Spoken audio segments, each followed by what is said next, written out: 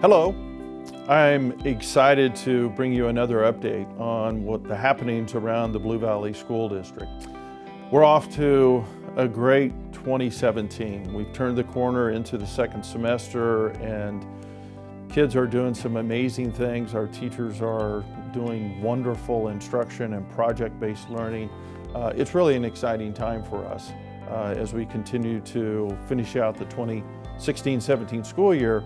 But more importantly, as we think about the future.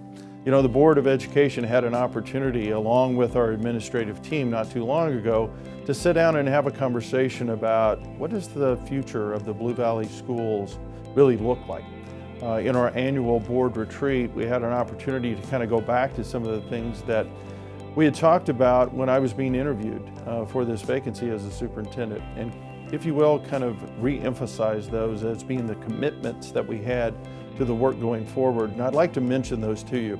We've dubbed them our 5 fundamentals as the things that we look at not only in our work today, but what we'll be pursuing in the future. The first is an action orientation. We want to make sure that we continue to progress and research in an action sort of way.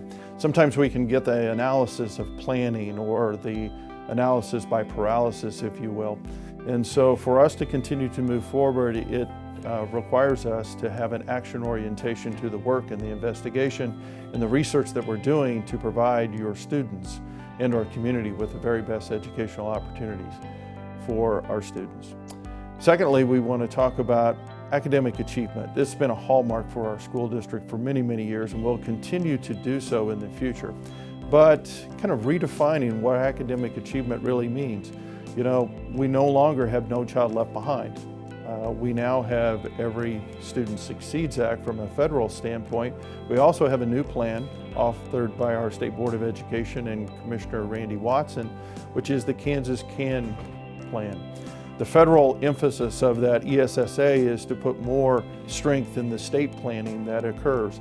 And so we've got a great opportunity now to kind of pivot into that new generation of what academic achievement means. And I think it's more broadly than a test on a particular day that identifies all of the learning or the success of a school district, and more, if you will, a holistic view of student, not only from an academic standpoint, but also their personal pursuits and their career aspirations.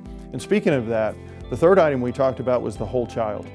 You know, growing up today, there are many, many pressures on our students. I hear about those all the time, directly from students, teachers, principals, and parents that I meet with.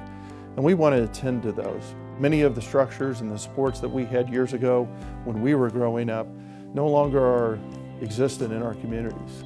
We have an opportunity to make sure that we can still attend to students in a holistic way and are pursuing those very aggressively. As part of our planning, we referred to those as Goal 2 activities in our former state, in our strategic plan. And the board really said we want to lose the numbers, even by suggesting that the personal growth of a student is behind the academic achievement of a student might lead us to certain assumptions or implications of the work. So now we have goals of academic achievement and personal growth, and attending to the whole child is a significant part of that work in both regards. The other thing that we talked a lot about is meeting the needs of every child. You know, that really taxes an organization that has 22,000 students, but it's doable. This mass customization that we have the opportunity to do and personalize the learning for every student is an important part of the work. It's daunting, but it is the secret sauce to the success. No longer can we just operate on the margins, those that perform extremely well or those that have exceptionalities in the system. It's important for every child to have that personal connection to teachers, students, their school, but also have achievement that rivals anything that they've done in their past to set them on a great path for their future. Finally, we talked about innovation. Innovation is no longer a program or a building in the Blue Valley School District. It's an opportunity that can occur every day in every classroom with every teacher and student. Again, that's a challenge for us, but an opportunity that is vast and wide open, and we are so charged about the opportunities that will lead us to. Yes, technology will play a role in that, but more so is the mindset. We want a mindset of a maker, that we can create, that we can design. I've challenged our staff to no longer think of our students as students, but rather to think of them as designers and producers and creators and actors and journalists and all sorts of career-based opportunities that we have for our students. But if we think of them today as what they will become tomorrow, that innovation and the opportunities to think beyond the four walls of our classrooms and our school buildings exist every day. Thanks very much for listening to this update about the 5 fundamentals, the work that our Board of Education is challenging us to do to make sure that every day is a great opportunity for your student to attend any one of our schools, and the future for us is very, very bright.